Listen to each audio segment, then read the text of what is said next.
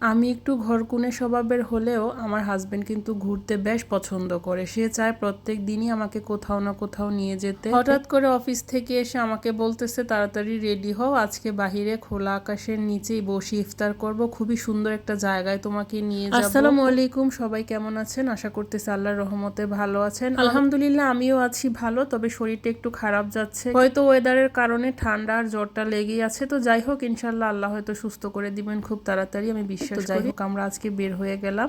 আমার হাজবেন্ড বলতেছে আমাকে নাকি খুব সুন্দর একটা খোলা আকাশের নিচে ইফতার করতে নিয়ে যাবে। এই জায়গাটার ভিডিও আমি এর আগে অনেক দেখেছি ফেসবুকে এবং টিকটকে, কিন্তু আজকে নিজে যাব এজন্য শুনে খুবই ভালো লাগছে। সত্যিকার অর্থে যারা একবার বিদেশে থেকে অভ্যস্ত হয়ে যায় তাদের কিন্তু আমাদের দেশে যে নিজেকে খাপ খাওয়াতে অনেক বেশি কষ্ট হয়ে যায়। কারণ এখানকার এত সুন্দর পরিবেশ, কোনো ক্রাউড নাই, কিছু নাই, আপনার ইচ্ছে মতো আপনি যা খুশি তা করতে পারতেছেন। আসলে আমাদের দেশে তো যেখানেই যাবেন গ্যাঞ্জামের কোনো শেষ নেই, জানমালের কোনো নিরাপত্তা নাই। আমরা আজকে যেখানে এসেছি ইফতার করার জন্য, এটা কিন্তু আমাদের বাসা থেকে বেশ ভালোই দূরে, কিন্তু কোনো ট্রাফিক না থাকার কারণে খুব তাড়াতাড়ি আমরা চলে আসতে পারছি। আমরা ইফতার করতে এসেছি হচ্ছে ওল্ড দোহা পোর্টে, আর এই জায়গাটা অনেক বেশি সুন্দর। এখান থেকে কন্টেনার দিয়ে বানানো 974 স্টেডিয়ামটা দেখা যায়, যেখানে কিনা বিশ্বকাপের খেলাও হয়েছিল 2021 সালে। তো দেখতে পাচ্ছেন এখানে বিভিন্ন ধরনের মানুষ আসতেছে। এখন হচ্ছে পরন্ত বিকেল, ইফতারের ঠিক আগ মুহূর্তে সবাই এসে যার যার মতো করে ইফতার করবে, জায়গা নির্বাচন। এদিকে বাচ্চারাও খুব সুন্দরভাবে খেলাধুলা করতেছে।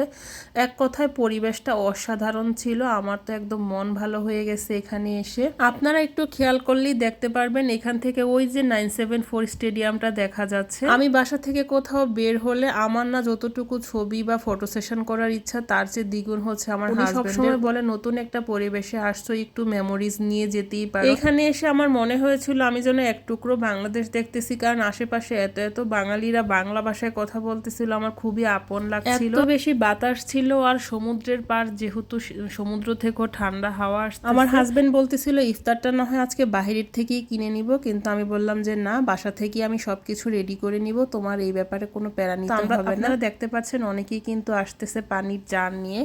তো খুব বেশি সময় বাকি নেই, এজন্য আমি তাড়াহুড়া করে আমাদের ব্যাগ থেকে সমস্ত ইফতার এগুলো বের করে নিই। আমি ভাবছিলাম মনে হয় এখানে আমরা দুইজনই ইফতার করতে আসছি, কিন্তু ব্যাপারটা আমাকে খুবই অবাক করছে। ইফতারের ঠিক 20 মিনিট আগে আমি দেখতেছি অনেক মানুষ আসতেছে এবং দলগতভাবে বিভিন্ন গ্রুপিং করে আসতেছে তারা, যারা এখানে বিভিন্ন দেশের লোকজন কাজ করে তারা আসতেছে। এমনকি বিভিন্ন দেশের আরবিদেরকেও আমি আসতে দেখেছি এখানে, যারা হচ্ছে ফ্যামিলি নিয়ে আসছে এবং আত্মীয় স্বজন সবাই মিলে একসাথে খুব সুন্দরভাবে বিকালটা এনজয় করলো। আপনারা হয়তো মনে করতে পারেন রমজান মাস বাহিরে বসে ইফতার করে, কিন্তু নামাজ পড়বে কোথায়? এখানে খুব সুন্দর করে নামাজের জায়গাও বানানো আছে। আমি তো অবাক হয়ে গেছি, নামাজের জায়গা, তারপরে হচ্ছে ওয়াশরুম, সবকিছু মিলিয়ে জায়গাটা অসাধারণ লেগেছে। ইনশাআল্লাহ আমি আরো একদিন এখানে আসবো দিনের বেলায়। তো ফাইনালি মাগরিবের আজান পড়ে গেছে, এখন হচ্ছে আমরা ইফতারটা করব। আমার হাজবেন্ড যখন বলেছিল বাহিরে নিয়ে যাবে ইফতার করতে, আমি ঠিক বুঝে উঠতে পারিনি এখানে আসলে যে আমার এতটা অনেক অনেক ধন্যবাদ আমার হাজবেন্ডকে এত সুন্দর একটা বিকেল আমাকে সারপ্রাইজ দেওয়ার জন্য। তুমি আসলে প্রত্যেকটা মুহূর্তই চাও এনজয় করতে,